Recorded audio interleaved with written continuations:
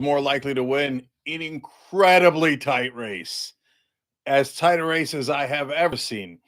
A race that is less predictable than any race I have ever seen. Okay, so here we are, last day. I've got some numbers for you guys, and then I want to do basically a public service announcement for you guys to vote on some issues that are so important to the average guy.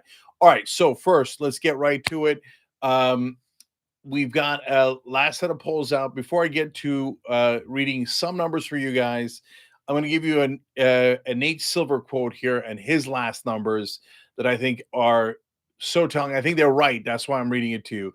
And guys, obviously, all the numbers, all the election information uh, on tonight's show on the Young Turks, 6 o'clock Eastern. You know we do it every weekday. Tonight I got David Schuster in the first hour, Jordan Ewell in the second hour. Some amazing stories about the election on top of the numbers. So make sure you're watching at 6 o'clock Eastern. Now, of course, on election day, uh, we start at noon Eastern, go the whole day, whole night. There's no better place to watch election results than us. We've got all the different results from all the different news organizations for you guys, plus our commentary and analysis, and we'll analyze it for you guys as honestly as anyone in media does. All right, so Nate says if Trump had momentum in October, it has now petered out in November, and we will very likely go into Tuesday night with the race being truly a toss-up, not leaning or tilting toward Trump. Now he's clarifying that for the same reasons that I'm clarifying, because for all of us who just care about the numbers and the trends and actual information. So I want Trump to lose. I want Kamala Harris to win. Okay, I'm super clear about that. But I try as hard as humanly possible to make sure that my bias does not affect the actual reporting, the facts, and what is more likely to happen. That is why I said in 2016 that it was very likely that Donald Trump would win the election. And so I didn't want him to. I did 100 segments saying literally what a loser he was. And so my perspective is clear, but it should not cloud your judgment. And for the people that are on the two different sides, I mean, some Democrats have been saying forever, oh, Kamala Harris is going to win easily. The Trump people believe absolutely that they're going to win easily. I think both sides are massively overconfident. But for people like Nate Silver, Frank Luntz, myself, and some others that care about the numbers and care about reality and don't let our bias get in the way, this has been an absolute nail biter. And yes, Trump had momentum in October. Yes, he has lost it in the last week or so. So this race has gone back and forth more than any race I have ever seen. So Silver's model ended on Trump at 50.4% chance of winning and Harris at 49.2.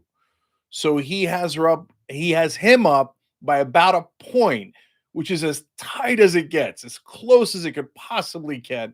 And that's why he's saying, look, guys, on election day in 2016, our best guess at TYT was that Hillary Clinton, because of the pollings and the trend, et cetera, at the end, I thought Trump was going to win earlier. I said it on television. Everybody was shocked. I thought he had the populist message that was more likely to win, et cetera. On election day, it was about 65-35 because Hillary had such a big, had a what appeared to be a significant lead in the polls. I thought a lot of unlikely voters were going to show up for Trump. We turned out to be right about that. But even taking everything into account, we had it at 65-35. 65% that Hillary Clinton would win, 35 that Donald Trump would win on election day. And we were the most bullish on Trump. Others had it at 98%, 92% for Hillary Clinton. And he won anyway because these percentages matter. So there's no such thing as a 0% chance of winning, right? So when you look at this now, and Nate having it at not just like, this is not him saying, hey, this is where the polls are. This is him saying likelihood of winning. And so sometimes that number will be much larger than the polls. You could have a 3-point lead in the polls, and if that is, and the pollsters believe that is rock solid and real, they'll have you at 70% chance of winning, 80% chance of winning. Here, he's got it at basically a tie.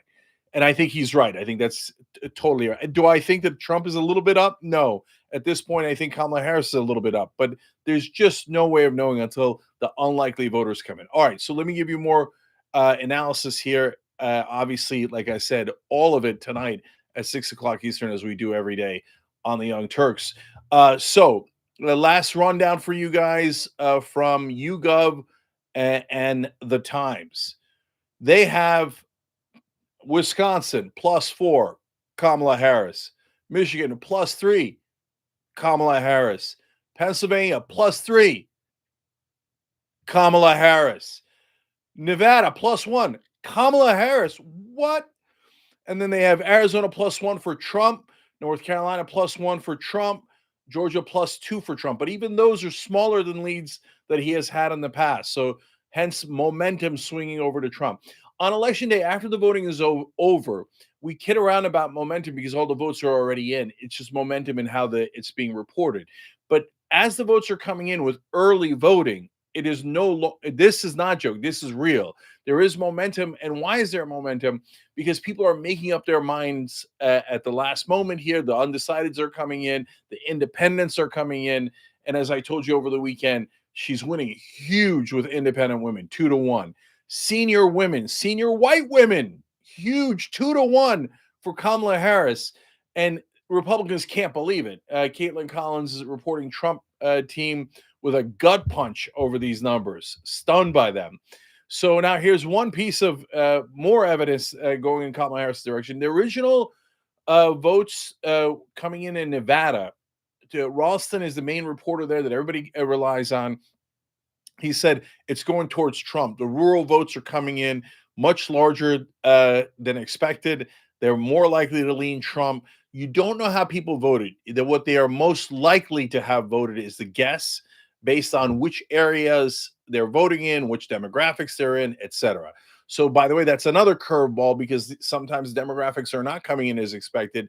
Yes, you've got some young blacks and Latinos going over to Trump, but now you have senior citizens in shocking fashion. We'll talk more about this on the live show at 6 o'clock. But senior citizens in a shocking fashion going towards Harris, especially as the undecideds in that category start to come in. Ralston today goes, no, flip it. Based on the latest set of votes coming in the last 2, 3, 4 days, he thinks Kamala Harris is likely to narrowly win Nevada. Shocking. But the most important state is Pennsylvania. I'm going to get to the last poll on Pennsylvania in a second. But before this election is wrapped up, guys, I need you voting on prop ballots, okay? So those are so important because they get around the crooked politicians. So I know they don't get as much attention. They're not about who's going to win and is Donald Trump evil, etc.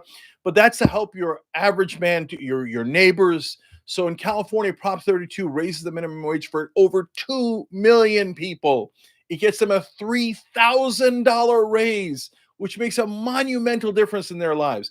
This is all from profitable corporations. So that's a $6 billion transfer from the profits, the huge profits of those corporations, to the average guy. And when the minimum wage is higher, it pushes everybody's wages up so that you can keep up with inflation. Maybe you can even afford a house in California, which is so hard. By the way, if this comes to fruition and it Prop 32 passes in California, and right now it's neck and neck.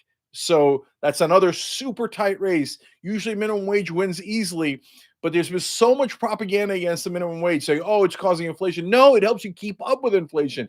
Even if this wins, it only gets salaries to $33,000 a year. And in California, on average, you need $53,000, according to federal data, just to keep up with costs. So people need this in California real bad. So if you're in California, that's a great reason to vote. Prop 32, vote yes. Prop 5 in Massachusetts is also for tip wage workers, higher minimum wage. They desperately need it. All of those are, you see corporations and their cable news guys complaining, oh, this is a transfer of wealth. Corporations are supposed to have it all. And they should be getting huge profits. There's a corporation that about eggs that came in with like some obscene 700% profit margin. No, they have plenty to share with tip workers, etc. So vote yes on Prop 5 in Massachusetts.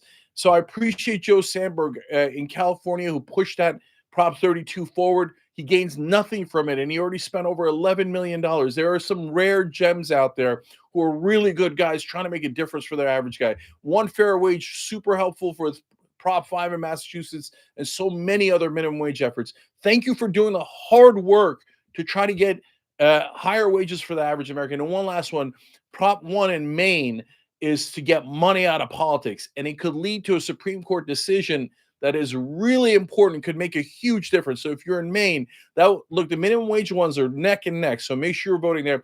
Maine, have that be crushing 80-90% victory. I did calling in all these states. And when you call in Maine, both Republicans and Democrats go, hell yeah, I get big money out of politics. I hate this corruption. Let's unite this country in a populist movement for the average person. Okay, so now finally, Pennsylvania, and then we'll have everything else at 6 o'clock right here, Young Turks on YouTube. Okay. New York Times Siena poll is the last poll that comes out. It came out.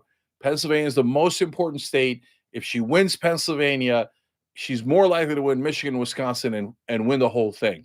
If he wins Pennsylvania, her path to victory gets super hard.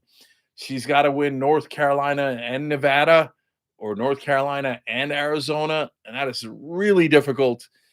Given the polling, it's not impossible, but very difficult. Or she has to win an unlikely state like Iowa, etc. But Pennsylvania is the linchpin. And New York Times Siena poll had it at a tie. So no one knows what's going to happen on election night. It is going to be amazing to see. So make sure you're tuning in whole election day, starting at noon Eastern, with Young Turks on YouTube. Tell your friends, family, neighbors, even tell Randy Gonzalez. It is going to be an amazing day. So I can't wait to see who wins. And a nice little sneeze at the end. God bless all of you. And you know I love to make predictions, and I don't have one. Maybe I'll have one by noon Eastern when we start tomorrow. But tonight, let's talk about a populist revolt. Let's talk about the latest numbers. Let's talk about how this election is going to end. I'll see you guys at 6 o'clock.